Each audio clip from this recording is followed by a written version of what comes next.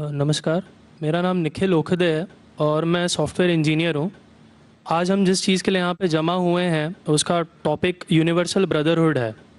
पर मुझे कहीं ना कहीं ऐसा लगा कि हम इंसानों तक सीमित रह गए।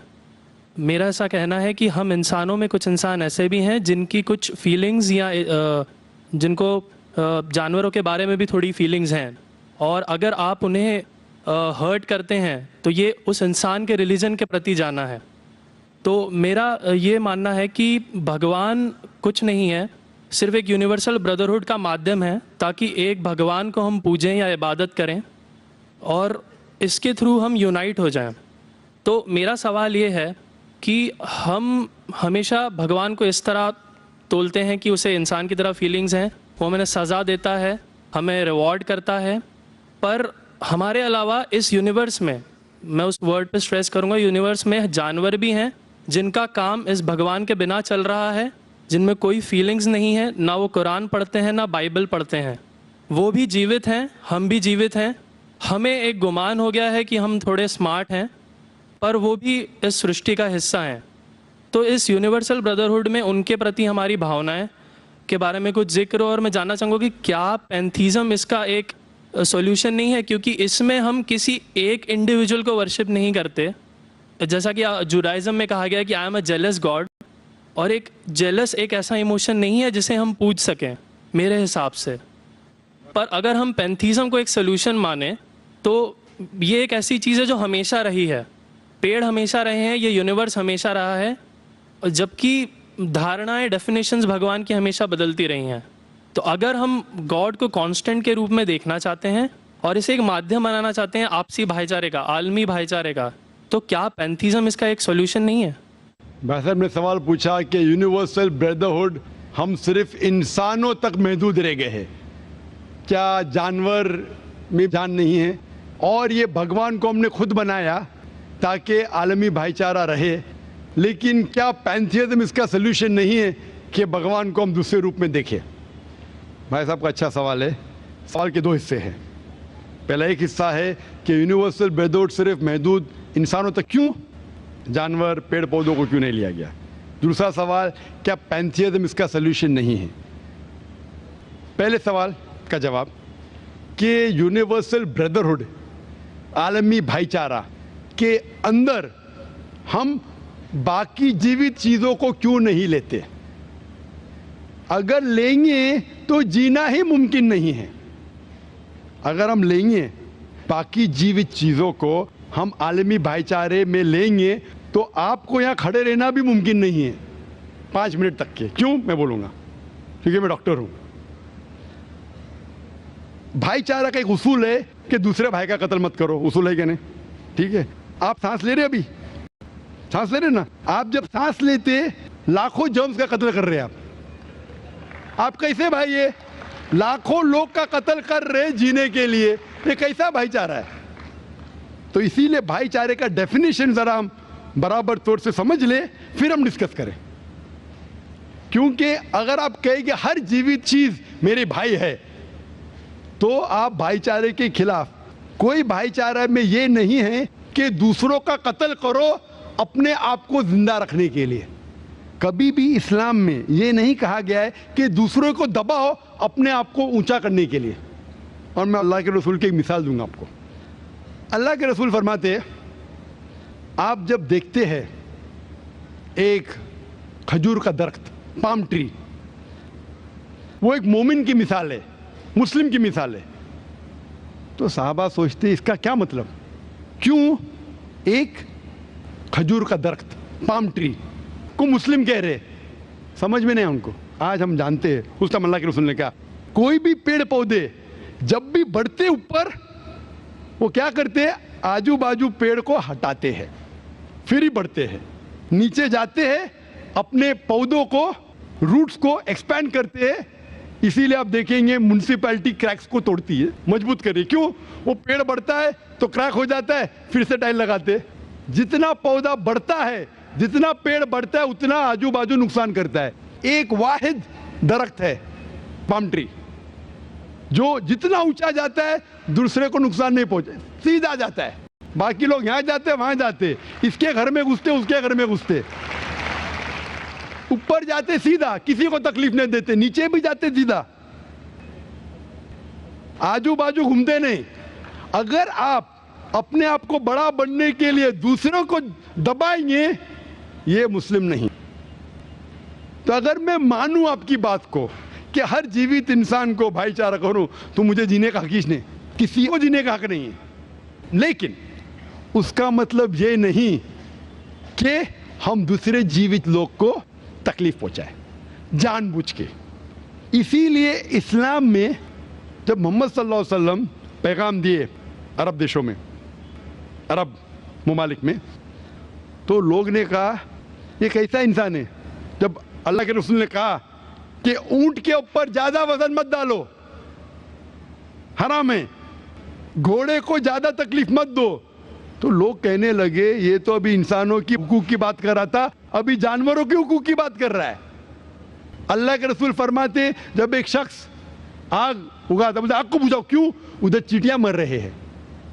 उसका मतलब जानबूझ के कोई भी जीवित चीज को मारना हराम है, सिर्फ अनजाने में इजाजत है या जिसकी इजाजत खुदा ने आपको दी है, जिसकी इजाजत दी है खुदा ने।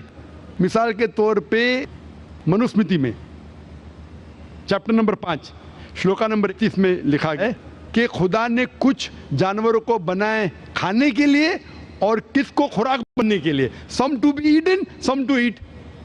अगर वो खाने वाला जानवर दूसरे जानवर को खाता है जिसको खुराक के लिए बनाया है, तो कोई गुनाह नहीं है। मनुस्मृति चैप्टर नंबर 5 श्लोक नंबर 30 में अगर आप उस जानवर का कत्ल करते जो खाने के लिए बनाया गया है, तो आप गुनाह नहीं कर रहे। Manusmriti chapter number 5 shloka number 39 में सैक्रिफिशियल एनिमल, जो एनिमल कुर्बानी के लिए बनाए गए उसकी कुर्बानी देना गुनाह नहीं है। मैं क्यों हिंदू धर्म से कह रहा हूँ, मुस्लिम से भी कह सकता हूँ, बहुत से हवाले। उसका मतलब हमें किसी को तकलीफ नहीं देना चाहिए। लेकिन अगर अनजाने में चलते चलते चींटी मर गई तो आप बाहर चले नहीं सकेंगे, आप सांस लेंगे जर्म, तो अल्लाह ताला ने जर्म को पैदा किया है मरने के लिए आमतौर पे, तो आप गुनहगार नहीं। मालूम कुछ जैन लोग मास्क पहनते तो भी मरते, पानी को उबालते, उबालने से मार रहे, उबालने पानी पी के फायदा क्या? अंदर मारने के बदले बाहर मार रहे, क्या फायदा? ये मुमकिन ही नहीं है। लेकिन जानबूझ के कोई जानवर को, और एक मिसाल दूंगा, हमारे खतीब जुमा नमाज पढ़ाए थे कल, डॉक्टर उस्मान, उनने अपने खुतबे में मिसाल दी थी। क्या एक औरत थी जो बहुत बेहया थी, क्या कहेंगे, जो आम तौर पे लोगों की ज़ीनत थी। मैं लफ्ज़ उर्दू ज़रा मेरी कमज़ोर है, मैं किसी को ठेस नहीं पहुंचाना चाहता, इंग्लिश में कहेंगे नॉट विथ गुड कैरेक्टर, बाजारी औरत। ज़रा मैं ऐसे लफ्ज़ इस्तेमाल करना चाहता हूँ किसी को चोट पहुँचे, तो बाजारी औरत थी जो बहुत गुनाह करती थी।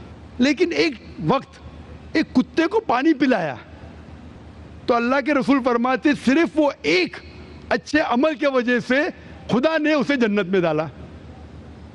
बाजारी औरत गलत काम करती है, जिना करती है, एक अमल क्या की, एक कुत्ते को पानी दी, इंसान को नहीं कुत्ते को, और अल्लाह उसे जन्नत में डालता है। दूसरी तरफ एक अच्छी औरत, नेक औरत, लेकिन एक बिल्ली को बंद करती है, चेन करके रखती है, उसकी आज़ादी को कैद करती है, अल्लाह ताला उसको जहन्नम में डालता है, नरक में डालता है। इसे कहते हैं जानवरों के हुकूक। मतलब जानवरों के भी हुकूक इस्लाम में हैं। अल्लाह के रसूल फरमाते कि चिड़िया की जान भी मत लो बिना वजह, चिड़िया स्पैरो, आप पढ़ेंगे कुरान में और हदीस में कई इसके पर लेक्चर। तो इसलिए हम मानते हैं कि जीवित चीज का हमें एहतराम करना चाहिए, उसके रूल रेगुलेशन है। बोलेंगे सब जीवित चीज मेरे भाई है, नहीं भाई सब भाई नहीं है। अभी कुछ लोग इतना करते, कुत्ते के पीछे हर महीने लाख रुपया खर्चा करते। अरे गरीब लोग मर रहे, लाख रुपये से 10 घर हर महीने लाख रुपया अपने पूडल के ऊपर डालते हैं। लाख रुपये से कम 10 घर तो चलेंगे ना महीने, 20 घर चलेंगे बम्बई में, हाँ के नहीं? वो 20 घर को संभालो ना, एक पूडल को संभाल रहे। ये किधर का इस्लाम है? ठीक है जानवर की कदर करो, इतना कदर मत करो कि उसके हाथ में चेन डालो सोने की, ये करो, ये खाना लेके आओ। खाना लेके आते लाख रुपए का, آپ سمجھ رہے نا؟ تو اتنا مت اسراف کرو. اسلام کے اندر سکھایا گیا ہے کہ بھائی چارہ جو میں نے ذکر کیا, بٹ جانوروں کو بھی دیکھو اور اس کے ساتھ اچھا برتاؤ کرو, بنا وجہ کسی جانور کا قتل مت کرو. یہ آپ کا سوال تھا. آپ کا دوسرا سوال اس کے اندر جواب ہو گیا. آپ کہتے ہیں کہ پینتھیزم, سب کو خدا ماننا اس کا جواب ہے. اس کا جواب میں کہا تھا, ہمارے بھائی جو اوتار سنگھ تھے نا, اس نے کہا تھا پینتھیزم سب کچھ خدا ہے, سب کچھ خدا ہے. اس سے کیا ہوتا ہے کہ سب کچھ خدا ہے, مطلب اگر آپ سب کو خدا مانتے, چور کو بھی خدا مانتے, ڈاکو کو بھی خدا مانتے, خدا کا مطلب اس کا کہنا ماننا, برابر کہ نہیں, اس کی عزت کرنا, اس کی عبادت کرنا, وہ جو کہتا ہے اس کی بات ماننا. تو آپ اگر وہ چور کو خدا بولیں گے, وہ بولیں گے چوری کو, آپ چوری کرنا شروع کریں گے.